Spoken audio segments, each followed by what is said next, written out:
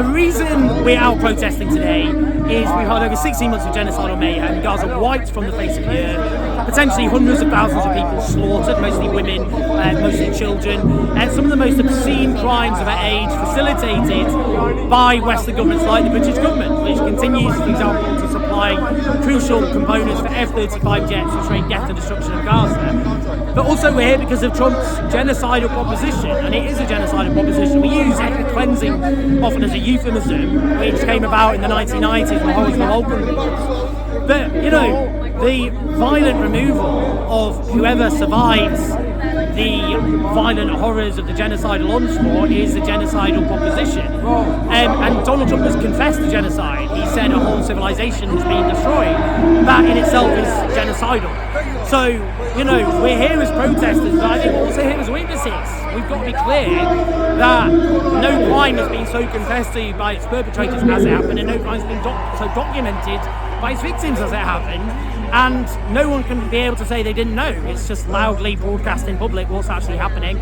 And when accountability comes, as I believe it will, those who are complicit in this will have to account for what they did, and they won't be able to say, I didn't really know what was happening. And as you know, there were mass arrests at a previous protest where people tried to raise awareness, as you said, and yet people have come back out today. What do you think that says about the UK protest movement?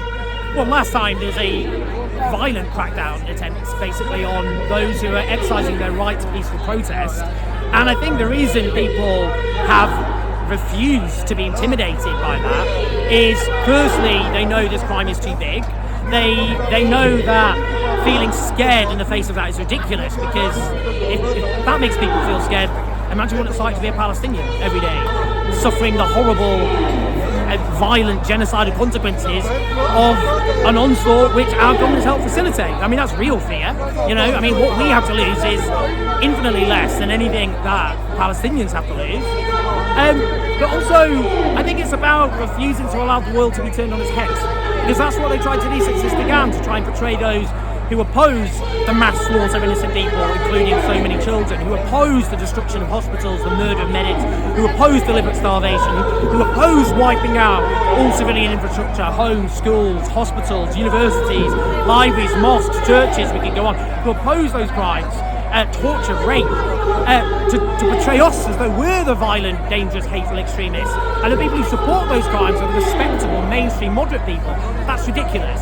And yes, those who stood against this crime have been harassed and silenced and deplatformed and arrested, but we can't allow them to win by trying to portray this as a case of the people who oppose mass murder are the real dangerous problem, and the people who support are somehow victims. It's ridiculous. So we'll keep marching, we'll keep protesting, we're never going to be harassed into silence, and if the Palestinian people, they can show the resilience they've shown, the least we can do is to show a bit of resilience as well. In the face of all these pressures, what's your message to the UK government? What do you want to see Starmer do? The message to the British government is stop being complicit in genocide. You have helped facilitate some of the worst possible war crimes. Only suspending 8% of arms sales, it does not absolve you of your criminal responsibility. You know what Israel has done. Your intelligence services know what Israel has done, and I firmly believe that Keir Starmer and David Lammy in particular need one day to go to jail. They need to go to jail because they have helped facilitate one of the worst possible imaginable crimes.